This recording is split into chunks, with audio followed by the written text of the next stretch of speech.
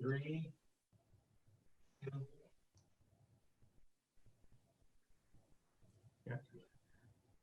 Okay, we're gonna be starting the lecture, the second lecture of Dr. Levin. Right now here, we're starting summer. I would like just to introduce Dr. Levin to the group. As all of us know, he's an international recognized writer, advisor, management consultant, CEO and founder of Levin Group. He's a third generation dentist. Dr. Levin is known as one of the highest recognized speakers in the area of practice management and marketing systems. He has given us a lecture that we enjoyed a month ago, COVID-19 Strategic Recovery Plan, April 14. And today he's going to be talking about reimagine your practice and come back stronger. For all of us, as we know, is the reopening of our practices and the new protocols. I'm sure that Dr. Levin will be addressing that to us today. Dr. Levin, thank you. Well, thank you, Dr. Cruz. It is wonderful to be back with everybody. And I'm going to start off with what I think is good news. Now that practices have begun to reopen, and many have 3 or 4 weeks or 5 weeks at this point, we're seeing some really good indicators that the recovery, although there'll be a recovery that I'll go through in just a moment, is going to be better than a lot of people thought. And I'm very pleased that we're seeing so many of our clients right now that have excellent production. Some are setting production records because of something called pent-up demand. So we'll talk about that in a moment. So tonight I'm going to try to give you strategies that focus on building back your production, because production in a recovery or a business turnaround, and that's what every dental practice is facing, production is the key to a successful turnaround. So the title tonight is called Reimagine Your Practice and Come Back Stronger. I like that word reimagine because the dentistry and the practice that we knew 10, 11 weeks ago will not be back. I've said in many webinars, it will not be business as usual, and it will never be business as usual again. Now, a lot of people feel that's a negative comment because things were good. You know, 2017, 18, and 19 were very strong economic years. And if we could go back to 2019, I'd like to go there also. But the reality is that we now understand that we need to change our practices, change our systems, retrain our teams, and for the foreseeable future, our #1 objective is to recover as quickly as we can. So let me take a moment and share with you the Levin Group COVID-19 recovery timeline. My own thinking has advanced quite a bit on this subject as we get more information.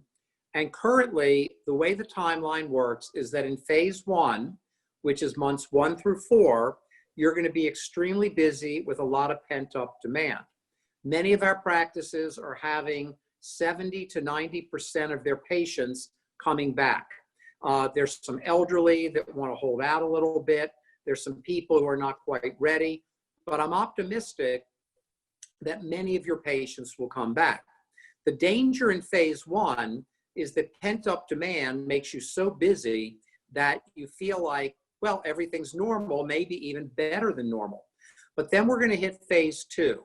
Now, phase 2 will arrive in months 5 through 12, about 5 months after you reopen, as the pent-up demand is completed.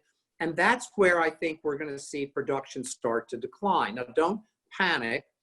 This is probably very natural in any deep economic recession.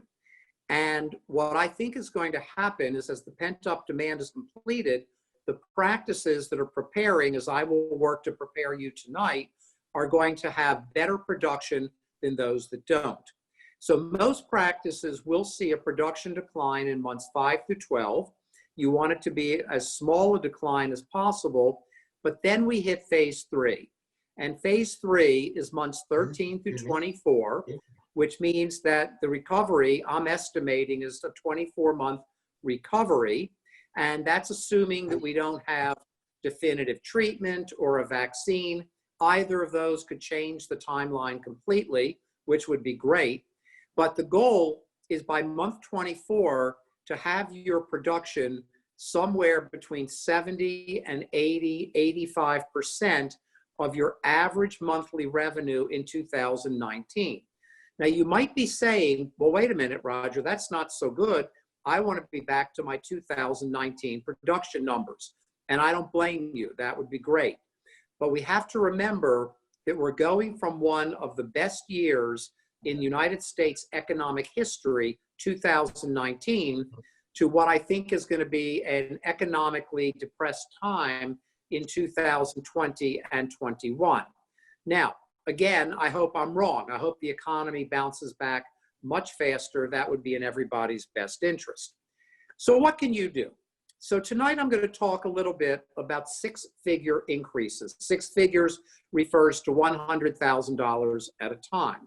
I think many of you can add $100,000, $200,000, $300,000 to your recovery by doing the right things. So there's a simple formula that I've put together. All of our consultants are highly trained in this. It says that the only four things that really matter in a recovery are on this slide. Production, which creates revenue, revenue, which creates cash, cash, which creates income. And there's certain experts in the business world. There's a genius Fortune 500 executive coach named Ram Sharon, who would tell you that nothing counts except for cash. The cash is the number one factor for the recovery. But in terms of dental practices, we have to grow production. That will bring in revenue. We need excellent collection processes. When you have revenue, you get cash. If you get cash, you survived and you're moving into profitability. And then cash turns into income once you have enough cash that the excess can then be taken as income. So this is a formula that everybody should put on an index card, put it on your desk, and look at it every time you sit down in your private office, because this is the formula that's going to bring you through the recovery. So now that I've given you the broad theory, let me begin to share with you some very specific ideas that I hope will help you recover. And the way I like to talk about it is we want you to recover faster, better, and deeper. Right now, I'm looking at our clients every day. I'm studying numbers. I'm talking to consultants. And it looks very promising that they're going to do well because they are implementing the concepts that I'm going to teach you tonight. I will warn you that this is not an era or time when you can pick and choose and do a little bit of this or a little bit of that. You need to do exactly what needs to be done for a highly successful business turnaround. So let's first talk about scheduling. Now, why scheduling? Because scheduling is the most important system in the practice. The reason scheduling is the most important system in the practice is because scheduling is time management. And in any business, whether it's manufacturing, dentistry, the oil industry, sports, in any industry, time management controls all of the other systems. So I started by showing you the recovery timeline, and now I'm going to show you day-to-day scheduling. Rule number one, schedule your largest production first. You want to get in 3 types of patients as quickly as possible. The new patient should be scheduled as within 7 days, if at all possible. New patients represent 200 to 300% higher production in the first 12 months than your current active patients. What's the danger? The danger is that right now, you're very, very busy, many of you. And if you're not, then you haven't been working to reactivate your patients well enough, which I will get to. Let's assume for a moment that you're very busy. You're feeling good. You might even be tired at the end of the day. All great. But you might also be crowding out your new patients. And one of the things I love to do, and I laugh at myself when I say this, but it's true, I like to make graphs. I love making graphs because I love data. And Levin Group has a very large data center called the Levin Group Data Center. We share data with 4 national dental organizations, 3 national banks, and Wall Street. In fact, we were just commissioned this week to do a major research study that's going to be, it's an analysis study to be shared with Wall Street about what's happening in dentistry. So our data is really, really valid. And yet when COVID-19 hit, all of that data had to go on hold because everything changed. And that data, I'm estimating our data will probably be valid again in about 12 to 18 months, but not right now. But here's what we do know. We do know that the faster you get your new patients in, the better. Now, I've done some graphing, which I told you I love to do.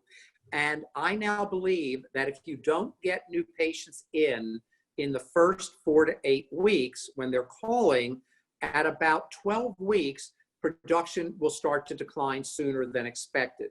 And that's because you're not getting the benefit of the treatment plans from the new patients.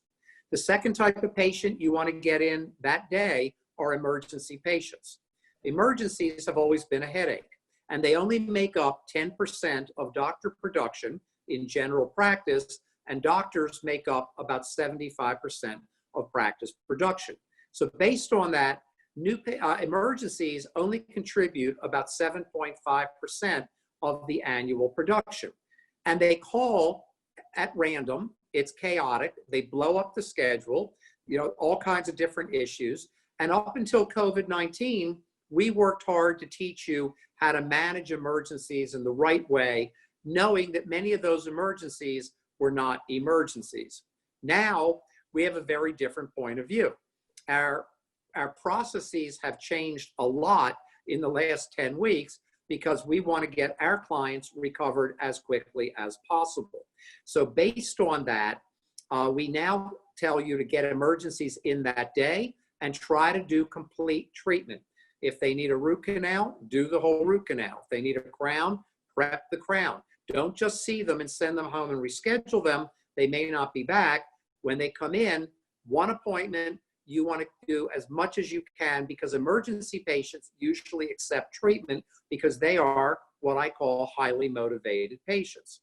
Number 3 is the third type of patient you want to get in right away is large treatment. If a patient says yes to a large case or a good size case, you want to start that case as quickly as possible. In some cases, we're creating schedules that allow for same-day treatment. In other practices that don't have as much same-day treatment, we're building it in within 7 days. The next thing you need to do is not look at your schedule as a static item. Typically, for our clients, we build a schedule, and then they live with that schedule for a long time because it's a mathematically analyzed process giving them the best possible schedule for production. But now we think you need to reassess your schedule every 3 months. We need to look at the data. How many new patients came in? What was the average production per new patient?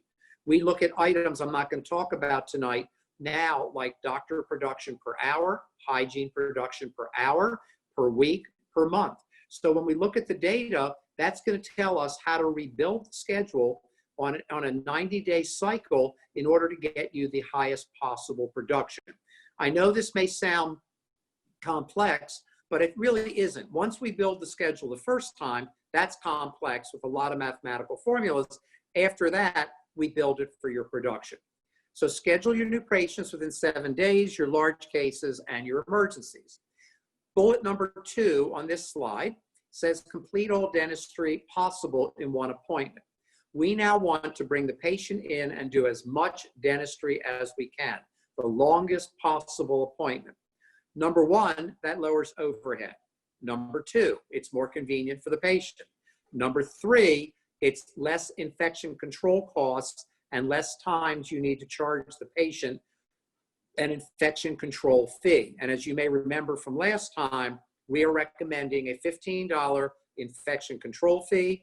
We're doing it with our clients. We're not getting any pushback. Oh, here or there, there's a patient who complains. And then we just write it off. If a patient complains, we just say, okay, don't worry about it. We'll write it off for you. It's no problem. So complete as much dentistry as you can in one appointment. Then match your active patients against appointments. Most of you haven't done this. If you have 1,500 active patients, or 1,800, or 1,300, or 2,000, how many appointments do you have available in hygiene this year? And if you don't have, which is often the case, enough appointments available, several things happen. Psychologically, your practice gets sloppy on getting in overdue hygiene patients. We are in an era today where an overdue patient may well mean a lost patient to your practice. So we are working the overdue patient list every single day. That's what you do in a business turnaround. You work daily on the most important factors. So if you've got 1,800 active patients and you need hypothetically 3,600 hygiene appointments, we have to make that happen. And we make it happen using different techniques to expand hygiene services. Now keep in mind, at month 5 in phase 2 of the recovery, a number of your hygiene patients are going to stop coming in due to the, not as much due to safety concerns as due to the economic recession. And if you're questioning if I'm right, and I'm questioning if I'm right, we're talking about the future. So I always love to debate the future because I can't be wrong yet. I may be wrong in a few months. But if we go back to 2008 and 9, and I did a very deep dive, I studied the data from 2008 and 9, which was the longest, deepest recession in United States history up until now. And the data showed that practices lost 8 to 9% of their patients, and 20% of dental hygienists were released from their jobs, laid off in the first 12 months. This may well happen. This probably will happen again. I'm sorry to report that. On the other hand, I want to give you the facts so you know exactly how to prepare and be ready. And then we talked about same-day treatment. Okay, I hope I'm giving you some good ideas here. This is the first time I've given this presentation, but it's all based on observation and experience and what we're seeing with our clients. Now let's talk about opportunities, one of my favorite words. We want to reactivate every possible overdue patient. You want to be on that phone, not just texting, but on the phone every day, reaching out to overdue patients. Last time I told you we use a 9-week process where we call once a week for 3 weeks with excellent scripting, compassionate scripting. We then text once a week for the next 3 weeks, and then we email once a week for the 3 weeks after that. Our clients are doing better than I expected with this process. It's working incredibly well. And again, we're talking about 6-figure opportunities. I'm not trying to grow you a little bit in this recovery. I'm trying to make your recovery more powerful than it will be if you don't do anything and you just try to ride this out. We want to reduce our no-shows. Once again, most practices have no-shows in a 4 to 6% range. We need to, and I don't know what it's going to be with COVID-19. Some practices could be 7, 8, 9, or 10%, which is really bad because it means that you're scheduling chair time that will not be used and you can never recover it. Unused chair time can never, ever be recovered. So if we look at a dentist's career, for general dentists, you lose about 1 entire year of chair time for every 20 years that you're in practice. Now, that's a big, inefficient number. To make it efficient, we want to bring our no-shows down to under 1%. So here's some things you can do. First, try to give your patients convenient appointments. Dr. Cruz, you'll find this interesting. I'm making a new video series.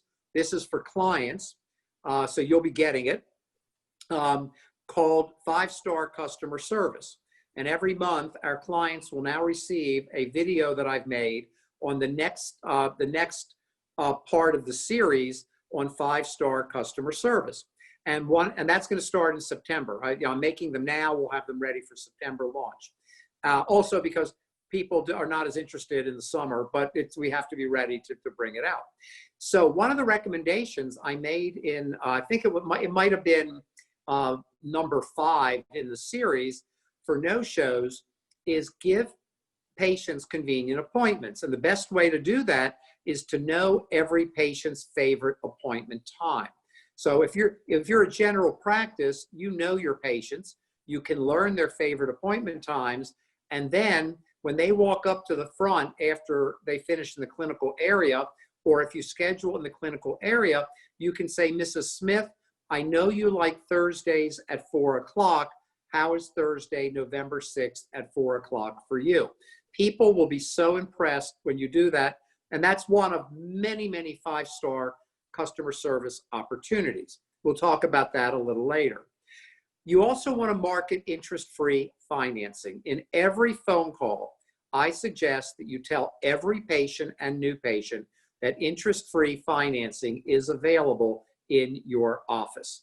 And that is a powerful statement because there's so many people right now, and it's going to get worse. Right now, people are getting their government loans, they're getting government financing, businesses. There are a lot of businesses out there that got their PPP money, and so they're still employing everybody, but when that runs out, there are going to be some changes. So I think unemployment, it went from 30% down to somewhere, there's a big debate whether it was 13% or 20%. I think it's going to drop more, but then I think it's going to go back up again a little bit, not a lot, but a little bit.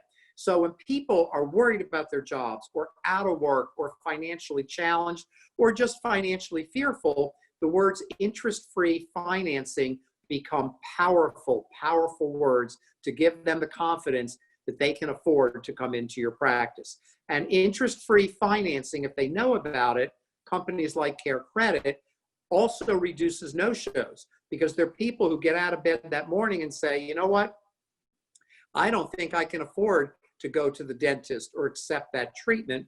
But when they know it's interest-free financing, that creates an opportunity. Convenient hours, as you know, I've been an advocate for evening and weekend hours for a while. Get more patients in, production goes up. Let me remind you, I'll say it several times tonight, production creates revenue, revenue creates cash, and cash creates income. It all starts with production, which has been our brand for 36 years. Our brand has been increasing practice production. And one other thing I'll add that's I don't think is in here are discounts, periodically offering discounts to patients to help them. So many companies right now are offering small, it's not an incentive, it's really compassionate to participate in helping other people. I think the most important attitude we can have in going to work right now is not just how to make money. You're going to survive and you're going to make money. If you just follow these guidelines, if you get the right advice, you will bounce back and be fine. But it's about how can we serve and help other people. So our company, for example, and I'll just use us as an example, we have two, for new consulting clients, we have two financial benefits for the short term that we're offering. We don't have to do it, but we want to do it. And you should think about discounts for some of your patients. If you give a 10, 12% discount, there's still a lot of profit. And keep in mind, if they don't accept the case, as I've said many times, 0% of a great case is still nothing. You have no revenue, you have no contribution toward overhead. So just like we're doing and many, many companies are doing, it's not just to get people to buy things, it's to be compassionate, to serve others at this time, to work with people in their best interest. And believe me, giving away a few discounts here or there will help you in many ways, much more than it's going to hurt you. Okay, the next opportunity is maximizing the use of chair time. So Dr. Cruz and I have actually had some pretty extensive, not intensive, but extensive conversations about teledentistry. I respect Dr. Cruz immensely. He's my friend. He's much smarter than me. And I was calling him early in the shutdown to ask questions about teledentistry. And as an oral surgeon, oral surgeons and orthodontists were the first ones to jump on teledentistry. Now, I'm aware that teledentistry is not necessarily legal in the state of Texas. By the way, I will make a prediction that it will become legal, at least for certain services, in every state in the country. This is a train going down the tracks, and it's not going to stop. So early on, I asked myself, is teledentistry a fad or is it here to stay? And I'm now somewhere in the middle. I think it's going to stay, but I think it's going to be used in very specific niches. My greatest interest for you in teledentistry is to get patients out of your chairs that are not productive patients. Consults, post-ops, case presentations, not all of them. I still believe a face-to-face case presentation is far superior to a virtual one. There are people who would argue that, but they have no data on it at all. We just don't have data yet. And I'm predicting, you know, and if I'm wrong, I'm wrong, that live case presentation will have a higher close rate than virtual. But in some cases, it makes sense because consults, post-ops, and case presentations use up time in the office that can be used for patients that actually create production. Number two is product sales. If your product sales are not increasing every year, you're just not trying. If you will get your hygienist to tell the patient, here's what I'm prescribing. It's not a legal prescription, but it's an oral home care prescription. And here's what I'm prescribing. You need this brush, this rinse, this paste, this fluoride. And by the way, Mrs. Smith, if you would like to get it here, we have it for our patients, and I can give it to you today. So many patients think that's convenient and wonderful. Product sales should be growing and growing in every practice. Patient financing needs to be used a lot more, about 200 to 300% more. The more you offer it, the more your patients will be able to afford treatment, the more treatment you will do, creating production, which leads to revenue, which leads to cash, which leads to income.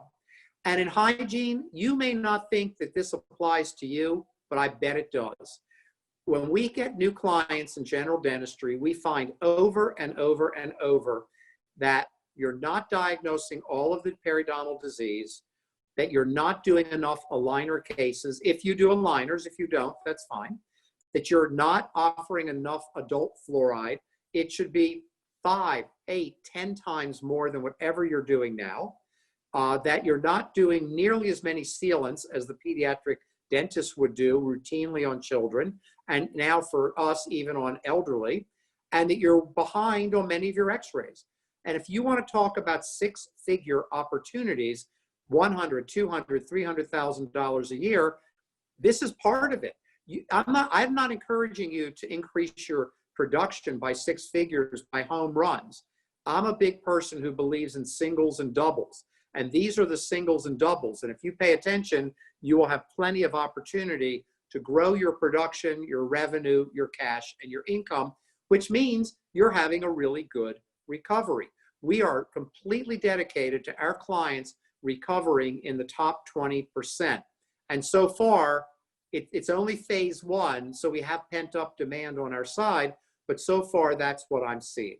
Okay, now, this is called rally the team, increasing your production by rallying the team. Let me be very straightforward. Staffing will be the #1 challenge in dentistry going forward. And if there's staff members on this webinar, I share this with you as well. And the reasons are a multitude of reasons. There is fear. There are children at home. There are elderly parents at home. There are people who get sick. There are people who don't want to come back. There are people enjoying unemployment. There are many, many different reasons that we're seeing staffing in all kinds of scenarios throughout the country. Ultimately, if you want to have a great team, and if you've got team members who don't want to be there, then this is your time to make changes. It's not easy. It's painful. It's an upheaval. But right now, you need the best people around you that you can get. When you have great people around you, they are going to pull you through. One thing I say, if you have great people around you, they will not let you fail. If you had a child not doing well in school, would you just say, okay, you're a loser? Or would you say, this family is going to do everything we can to help you succeed? We'll get you tutors, we'll help you, we'll work with you, we'll talk to your teachers, we're going to help you. Your staff feels the same way. If they understand what is really happening, what recovery is all about, then they are going to rally around you and help you through this recovery. But the leadership has to do certain things. And the first thing you need to do is establish a real mission statement. In 1985, I wrote the mission statement for our company, Living Group. Keep your mission statement short. Ours says improving the lives of dentists. And that has not changed in 36 years. And it shouldn't change. Once you have a mission, your mission doesn't change in good times or bad times. Your mission is your purpose. And just because COVID-19 came, your mission hasn't changed. But you need to rally your team around the mission. Think of it as the flag of your practice. The second thing you need to do, these are the two things you must do, is reestablish the practice core values. What are the non-negotiables? What are the things you will live by and never, ever, ever violate? We have 6 core values in our company, and to the best of my knowledge, we have never, ever, ever violated the core values, because your mission statement and your core values don't change. Your mission is your purpose, and your core values are your principles, and they do not change. You find a way to live them regardless of what's happening. And that's why I would like to take a moment and explain to you, dentistry is a business, and business has to change continually. We have not had a decade in the history of the United States since 1900 without a crisis. We had wars. We had World War I. We had the Spanish flu. We had World War II. First we had the Depression. Then we got World War II. Then we got the Korean War. Then we got the Vietnamese War. We've had 5 recessions since 1982, with the biggest one being in 2008 and 2009. We have not gone 10 years in our history without some type of crisis. Now, some of these crises did not touch dental practices. Now they seem to. And every time something comes up, you've got to have the resiliency to transition and transform, but always keeping your mission and your core values. And if you will start to talk to your team about mission and core values, watch them perk up, watch them rally around your recovery. These are the things that give the team something to believe in. People need to know that there's something bigger than just themselves that they can belong to. Now, 2 suggestions to help them excel in their jobs. Every team member should identify 3 priorities that they will accomplish in the next 90 days, no matter what. And they should be put up in the staff room, including the doctors. Every doctor should have 3 priorities as well that are hanging in the staff room. And once a week, Monday or Friday, beginning of the week or end of the week, everybody stands up in the staff room and everybody goes over their individual priorities. They update the group on how they're doing. And that is going to create incredible progress when everybody's working to achieve their priorities. The other concept is the priority per day. One of the most fantastic questions, and I believe that questions are usually far more important than the answers. I have 6 clients of my own for executive coaching, different than consulting. And one of the things I always tell them, your success in life will be directly proportional to the questions that you ask. And by the way, everybody, please put questions in the chat box. I'm going to leave time for Q&A, and I'd love to hear your questions and give you responses if I can. So please put your questions in the chat box as I'm speaking, and we'll answer them as we go. Every team member should be able to answer the question every morning, what is your priority for the day? At Living Group, our consulting firm, a lot of people are still working remotely. Maryland only is in phase 2. And every morning, we have a management meeting from 10 to 11 a.m. And after we all greet each other every morning, the first question we go through is, what is your highest priority for today?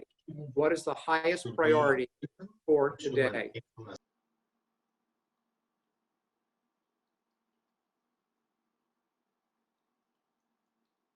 So every day, what's the team member's highest priority? The other thing we need to do are have meetings. Meetings are essential. Meetings in business, in life, are essential. So Every morning you need to have a morning meeting. That meeting is an organizational meeting. It is no more than 10 minutes. It's not a deep dive. It's what's going to happen today. What do we need to know today? How are we going to create enough production to hit our production goal for today? You also need an end of day meeting. Now, this is new for most of you, but at the end of the day, you need to do a review. And because this is a business turnaround, there's so much less you need to know, but you need to know it every single day.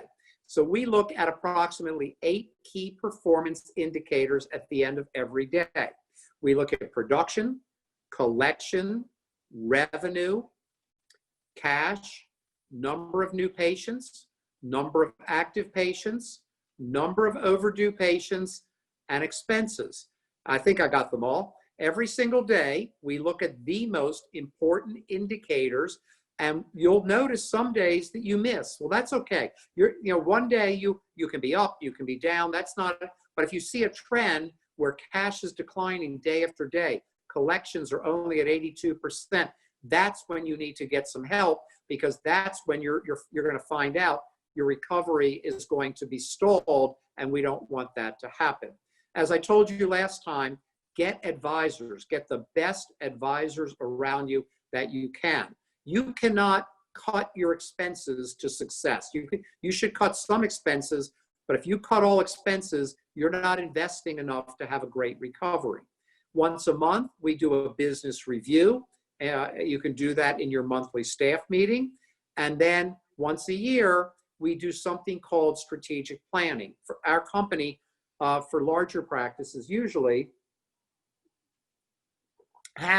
we're the only consulting firm that I know of that has a strategic planning service, and we do a lot of these each year for practices. Again, it's all about the questions. It's one question: where do you want your practice to be in 5 years? But by September of this year, you should go through some type of strategic planning process. If you don't want to hire anybody, just go on Google. There are about 1 million area searches you can do for strategic planning. You can do it yourself. You can buy a book. You can get outside experts, but it's a process. It's not just a conversation or discussion. It is a process that answers the questions. What are you going to do? When are you going to do it to get where you want to be in 5 years? I know we're in a crisis, but you should still be looking down the road at what you want your practice to be. So if you want to be successful, these are the 3 things you need to do. Systems. We built our consulting firm on systems. We've been putting in systems and practices for 36 years. The better the systems implementation, the faster the results, the better the practice growth. Systems, sometimes people ask me, well, what's a system? It's areas like scheduling, the new patient experience, no-shows, insurance and insurance participation and analysis, hygiene productivity. Our hygienists, right now, hygienists are trying to figure out this new normal, but they can be far more productive than they realize. Nobody's ever shown them what to do, and that's production for the practice, and they make up approximately 25% of practice production in general practice. Now, along with the systems that must be documented step by step, and the team needs to be trained and retrained continually now, you want compassionate scripting. And I call it now compassionate scripting because we always include our compassion for the patients and the people that we're talking to. We always acknowledge that we are in an unusual time, that we know what they're going through, and we want to help them. Keep that idea I gave you before. Don't go to work to make money. You will make money if you follow these guidelines. Go to work to serve and help other people, and you will be fine if you follow these guidelines. And then measurement, one of my favorite business expressions, and it's beyond true. I've experienced this now for so many years. What gets measured gets done. When you go to work, end of the day, we measure. How did we do? Just like an athlete. There's no athlete, that elite athlete, I should say, that competes at a high level that doesn't analyze their performance after a game, match, tournament, whatever, race, whatever it may be. So we put our systems in place. You need new systems, and that's really important. We have compassionate scripting to make our systems work at the highest level, and then we measure results. And while I'm on systems, this is not a system. It won't teach you systems, but if any of you have not heard me speak before, please go to our website, levingroup.com. As soon as you go there, you'll get a pop-up for our tip of the day, completely free. All we want to do is help everybody that we can. I write the tips. They come out every morning, 5 a.m. Eastern time. And right now they're on COVID-19 recovery. So I want to make sure you don't miss that opportunity. Also, Levin Group has a YouTube channel. You can subscribe. I put up 5 new videos every week right now, again, on COVID-19 recovery. So some of those ideas might help you. The other thing I want to talk about now, it didn't sound appropriate in the shutdown, but bring back 5-star customer service. Even in a crisis, people want to be treated well. Your patients want to be treated well. They want to know you care, and they want to know that you're going to take care of them. So the first principle, I covered this in one of the videos that I made for our clients, whoever makes it easiest wins. Make your practice the easiest place for patients. Make their appointments convenient. Make their payments convenient. Treat them like gold. Let them know you appreciate them and value them. You make it easy, you're going to win. People gravitate to where things are made easy. Convenience, I talked about a lot, but let's move on to relationships. Every time a patient walks in, learn one new thing about that patient. Now we have masks and gloves and glasses and face shields and gowns, and we look strange. And everybody's going to get used to it. People get used to things pretty quickly, but they need to know that you care about them. And the best way to do that is by learning one new thing every time they come in. You know, I was with a brilliant person way back who once said to me, business is great. You know, everybody wants to do well when they start a company, but relationships are the key to life. And I've never forgotten that statement. Relationships are the key to life. If you build great relationships, people are going to seek you out. And then there's that funny comment, and it's not a typographical error. Are you their mother? What does that mean? The Ritz-Carlton, which has the finest customer service, probably in any industry, and I'm talking about with research being done, probably in any industry, did a research study. And this is going to sound weird, but it's the Ritz-Carlton, not me. Their guests are fairly affluent people because they're not inexpensive. And what did they find in their research about what their guests want? What they really want. And what they found was they want to be treated like the Ritz-Carlton is their mother. What does that mean? When you were sick as a child, who took care of you? When you needed your lunch made for school, who made it? When you had to go to sports, who took you? Look what you do for your own kids today, for the mothers on the call and fathers. But the idea is when someone walks into a Ritz, they want to be taken care of at the level that their mother took care of them. And you know what? We can do that in our practices. Are you treating your patients as if you are their mother? So as I wrap up, and I hope there's some questions coming, I'd be delighted to answer them for you. Reimagining the future. I have a new statement, by the way. I'm taking it from the movie. We're going back to the future. And what does it mean to go back to the future? Don't forget the basics. Excellent scheduling, great new patient experience, 5-star customer service, reactivating patients, maximizing efficiency, changing your systems right now, changing them right now to give you the best opportunity for success in the recovery. I don't want this recovery to take one more minute longer for you than it needs to. So annual production growth, yes, whatever this year is going to be, we're not going to recover all the months we lost in the shutdown. Just think of that as some cost or a vacation that you never wanted. But annual production growth starting now, you know, the new baseline is 2020, not 2019, because 2019 was such a good economic time. You may have thought you were responsible for the great performance of your practice, but believe me, and you probably were responsible for a lot of it, but a good economy helps very well also. We don't have a good economy right now. So 2020 is your baseline. We want to grow every year from here on. Excellent, effective systems. It is all about systems. In the end, if you get the right systems and you follow them, you're going to be fine. You're going to be better than fine. Maximum efficiency. Get any waste out of your office. There's no room for it. And believe me, your team is working the way they did pre-COVID-19. That's all they know how to do. They need to be taught all the new rules of recovery, what should be focused on, what gets done every single day, and maximum efficiency.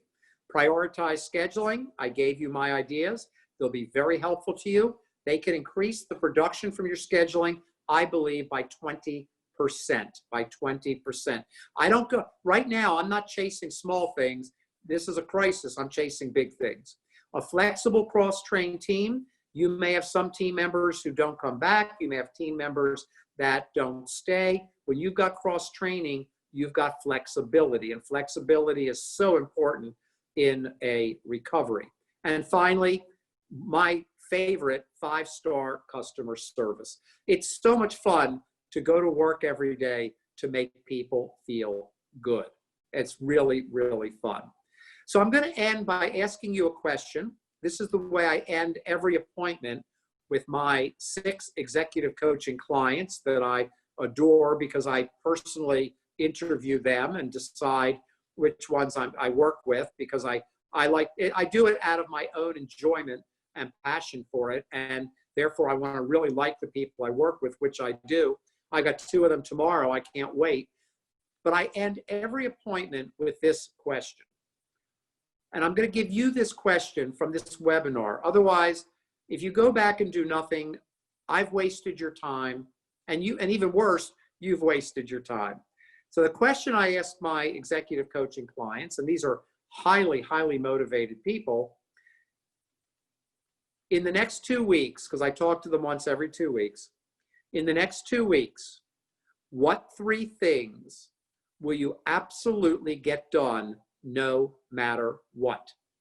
What I'm asking you with that question is, in the next 2 weeks, based on what you've learned tonight, what 3 things will you absolutely, notice that an absolute means there is no compromise.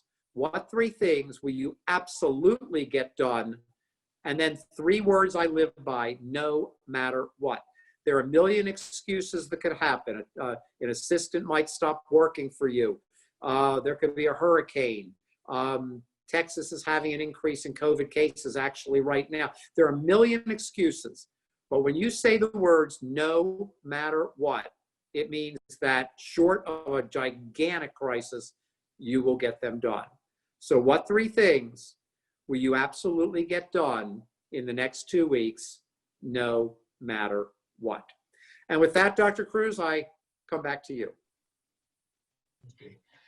Thank you, Dr. Levine. That was a great recovery, to our practices and then new protocols that you gave us. There is a few questions here that I want to read to you, Dr. Levine. The first one says, here. What is an example of a team priority? Great question. To me, the word priority means most important. And the truth is that many, many practices up until COVID-19 arrived were not well run, but they were very successful. And that was partly supply and demand. That was partly a good economy.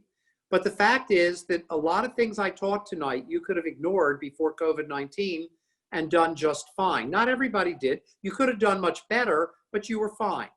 And by the way, for any of you who didn't pick it up, I'm a 3rd-generation general dentist. I was 10 years full-time and kept a hand in it for many, many years after that. So I've lived your life. I get it. And the reality is that today, the margin for error is much smaller. So if you're not operating by priorities every single day, then you're missing an enormous opportunity.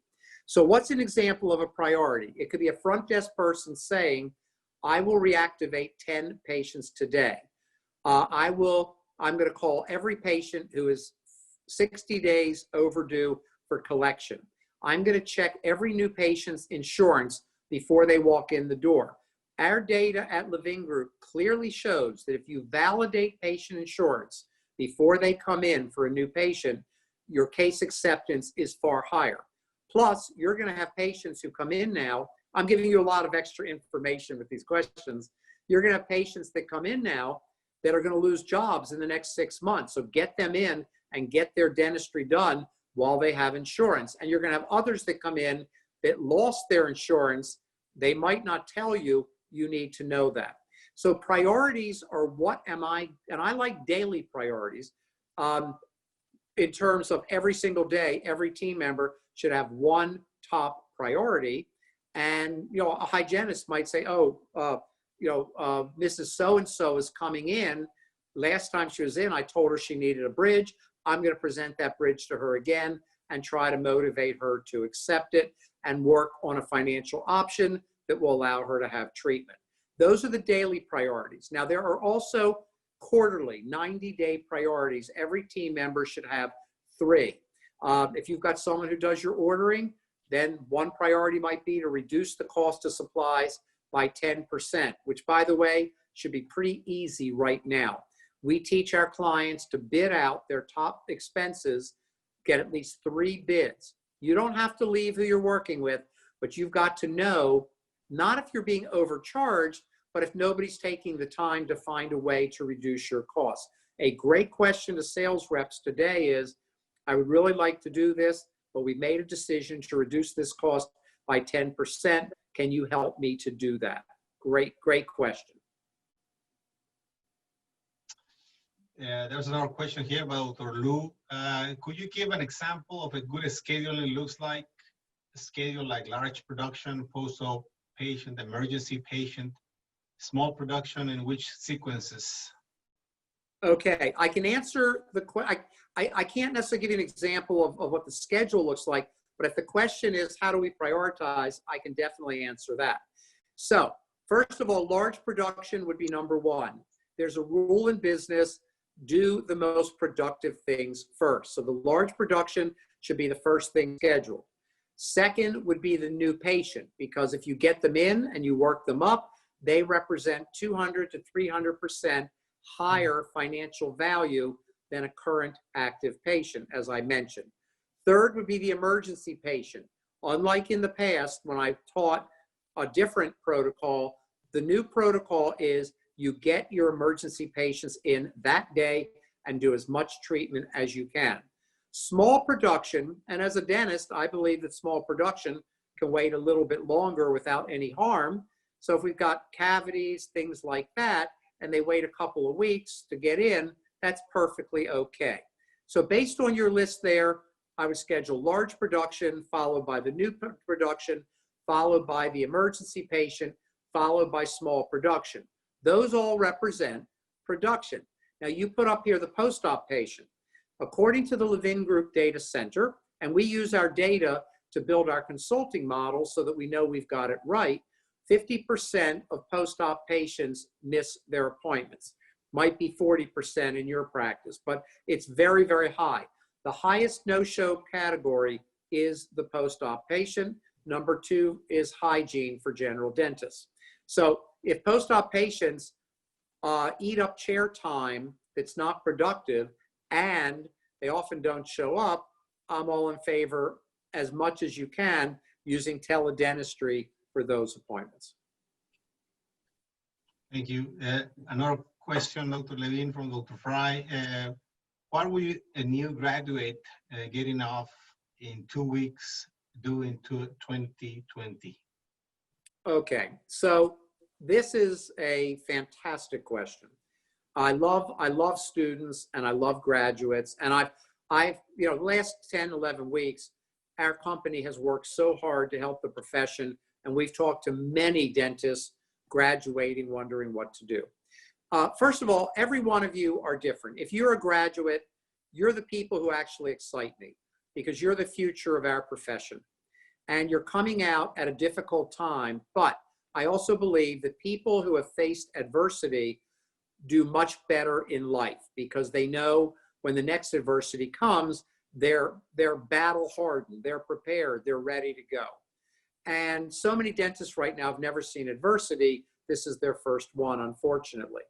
So having said that, you have to think about your vision. As a graduate, what do you want for your life? Do you want to be an employee in a DSO long-term? Do you want to be in private practice? Do you want to be in a partnership? So what should a new graduate do? Well, here's the answer: make money. Not because I'm greedy and not because I'm focused on money, but you've got to make a living because most of you have student loans. And I know that because the offspring of the extremely wealthy typically don't become dentists. Most dentists are the highest educated and highest income earners in the history of their family, not including their siblings. So the odds are you've got student loans.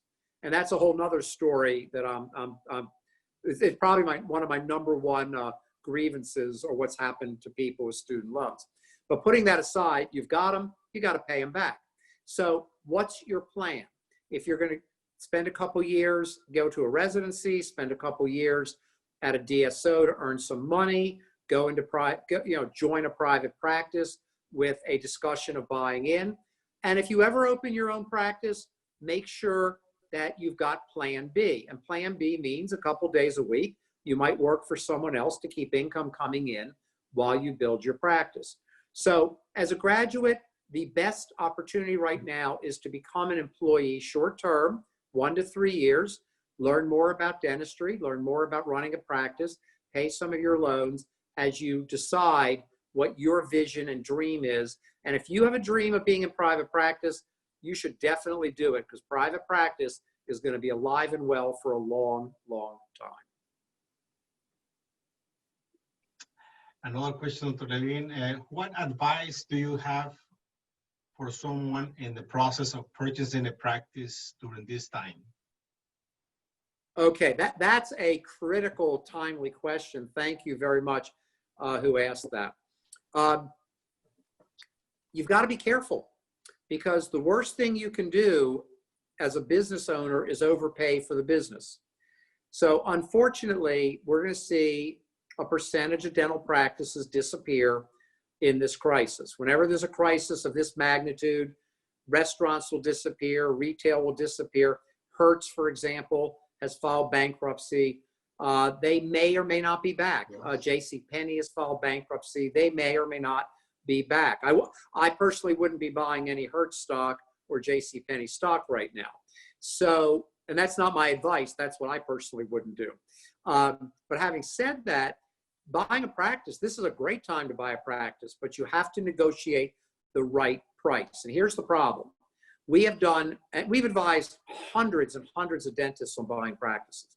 We're not a broker, we don't find a practice, but we often advise on it. And we do something called a valuation analysis. Unfortunately, if you go out now and get a valuation on a practice, it's meaningless because normally you look at 3 years of history, you look at historical trends, then I like to make my graphs, and we get great information. But with COVID, everything's changed. So whatever that practice was worth up until March of 2020, it is not worth that today. Is it worth 10%, 20%, 30, or 50% less? I don't know. So you want what's called a motivated seller, somebody who's had enough, they want out, they're sick of doing it, they don't think they can recover, whatever the case may be. But if you overpay for a practice, it can take you years to get yourself back on track.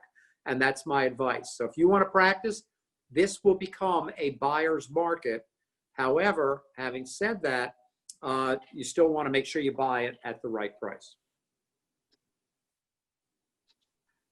Another question here, Dr. Levin, maybe a few more if you don't mind.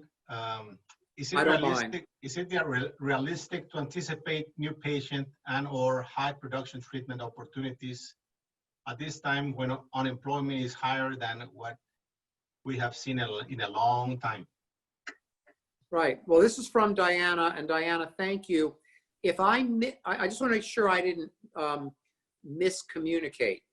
I wasn't suggesting go for massive treatment. In fact, I'm well aware. Remember, I said I go for singles and doubles, not triples and home runs. So if you get a huge case, that's great. But there's still going to be plenty of crowns or bridges or aligner cases or root canals. Those are all good cases. So if you have a practice that lives and dies by huge cases, I think you could be very, very challenged right now. If you have a practice that has some big cases, lots of medium cases, some small cases, you're most likely going to be fine.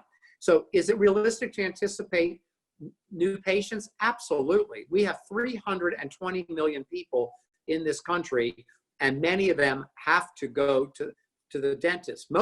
Half the country will still keep coming. 54% of America, somewhere between 50 and 54%, will still keep coming for regular preventive care. That's not going to change. So I think anticipating new patients is very realistic, and you want to be the 5-star customer service practice that's highly convenient. Now, high production treatment, no, the average production per patient in most practices will decline, hopefully only a little bit. Some practices may be a lot, but in most practices just a little bit, which is why the production decline will take place in phase 2, months 5 through 12. So great question. Yes, new patients will be coming. Big treatment may be a little longer coming back. And one of the last questions here from Dr. Lu, is it important to bring advanced technology at this time, Dr. Levine? Well, here's my answer. I love this question, and I have given a lot of thought and when I say research, looking into technology. In the business world, in the last 3 years, some of the 6-figure technologies have come down to $30,000 or $40,000. So the business world can jump on advanced technology right now and use it to be more efficient. Dentistry has not advanced that far. I think a lot of our technologies are extremely expensive. There's one technology, it'll cost about $150,000. Now, if you buy the same technology, different name, from Glidewell Laboratories, and everybody knows them, they're a very fine company, they're very credible, it will cost you $40,000. So when you say advanced technology, be careful. This is not a time to spend big dollars on the wrong things. It doesn't mean it's not a good product. It just means right now, if you don't have to spend a lot of money on technology, I would invest in your practice systems, your advisors. I would get a lot farther into this recovery before I would get a lot of debt, take on a lot of debt for advanced technology. But if you're going to buy a technology, make sure you research it, because sometimes you can buy a different product of the same quality at 1/3 of the price. Dr. Levine, another question of mine is, can you give me an example or examples on in-office financing? Yeah, I'm a big fan of Care Credit. I don't have any royalties, but I wish I did. But I'm a big fan of Care Credit, but I'm not alone. They're endorsed by the ADA, the AGD, the AAOMS, and all 50 states now. So they got a lot of good endorsements, better than mine. But I like Care Credit because they have the most options. They've got the 6-month interest-free, which is my favorite. That works well for so many patients. They have the 12-month interest-free, and then they have the loans. And you can find out within 3 minutes or less if the patient's going to be approved. So I like Care Credit, and patient financing. My favorite, of course, is interest-free financing. But having said that, there are other companies out there, but they are my favorite. And I think every single patient in your practice must know, not should know, but must know that you have patient financing and interest-free financing available. Now, somebody has posted here that when a patient's not approved, they offer in-house financing. Yes, I am now endorsing, for now, payment plans for patients who can't afford treatment, but my recommendation is get 50% up front and then use payment plans for the rest. That way you're most likely to cover your overhead if the patient were to default.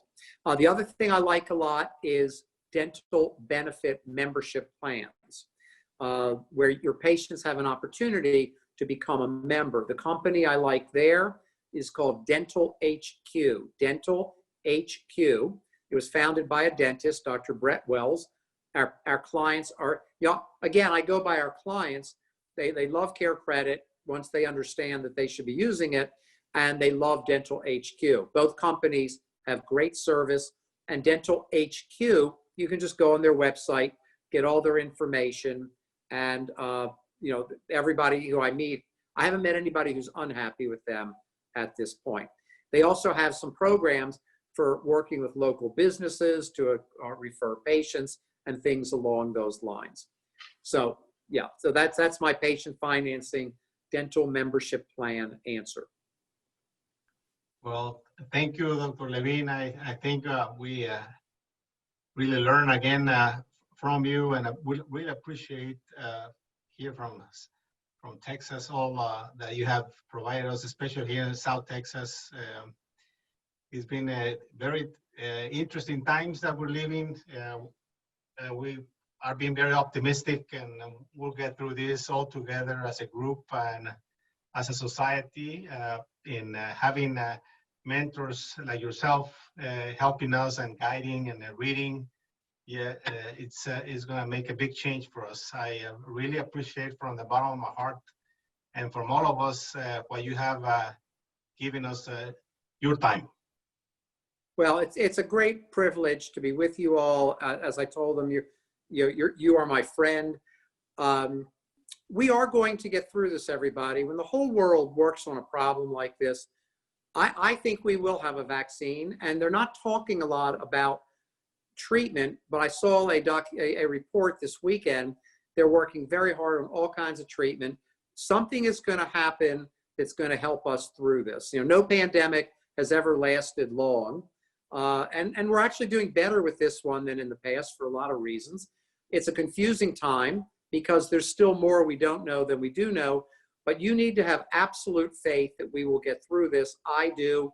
And that's one reason I'm doing all this, because we're going to get through it. I want everyone to be in the best position they can be as we move through this recovery. So thank you so much, Dr. Cruz, for inviting me. Pleasure, sir. You have a wonderful day, and I'll talk to you soon. Okay. Bye, everybody. Bye-bye. Thank you.